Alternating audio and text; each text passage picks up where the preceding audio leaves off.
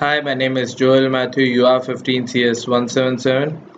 I am a student of Carnegie University in the Department of CSE, and today I am going to be explaining my third experiment from C++ lab. So the question given to me is to write a C++ program to find the Fibonacci series for a given input using recursive function. So Fibonacci series is actually like uh, the the next element in the series is actually the sum of the previous three elements. Like the series goes like 0, 1, 1, 2, 4, 7, and so on. So let's see how it works. So we have a header function IOStream, and using Exp-3cd.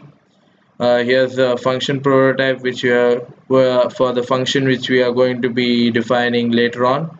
So in the main function, we ask the user for the number of terms in the Fibonacci series that he wishes to execute, which is taken by the variable n. And for the Fibonacci series using for loop, we call the function Fibonacci of long integer type, uh, and inside the inside the Fibonacci function, if the value of n is 0 or 1, then the return value is 0, or else if n equal to 2, then return value is 1, or else we return the sum of the previous three elements. This is called a recursive function, as we keep calling the same function by itself. So let's see how it works.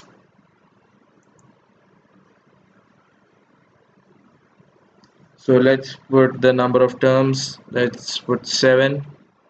And as you can see, this is a Fibonacci series 0, 1, 1. The next element is the sum of these three, 2. The next element is the sum of these three, 4. The next element is sum of these three, 7, and so on. So let's see the next program. The next program is performing vector addition and subtraction on 3D vectors using structures and functions. So first of all, I've created a structure vect, and the data members are I, J, and K, which are unit vectors for a 3D vector. And I have I created two objects A and B, and let's go to the main function.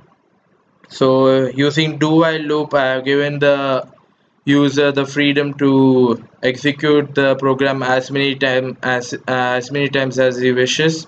So we ask the user to enter an option of vector addition or subtraction, so 1 or 2, and if n equal to 1, then vector add, the function vector add is called there.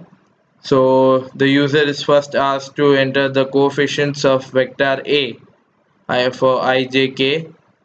So this stored by the object A, and the vector B, the coefficients are stored in the object B. So the addition will be A of A dot I plus B dot I, then I, and A dot J plus B dot J and J. Similarly, A dot K plus B dot K, and we display K.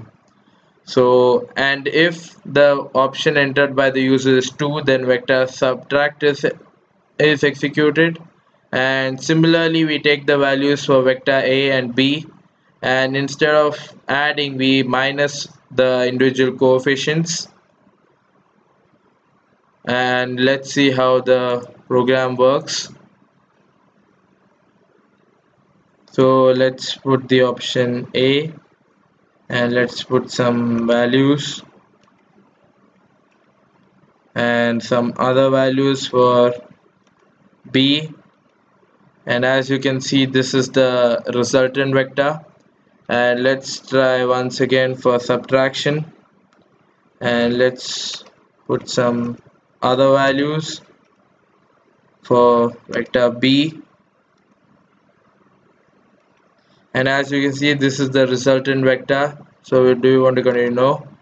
Thank you for listening to my program.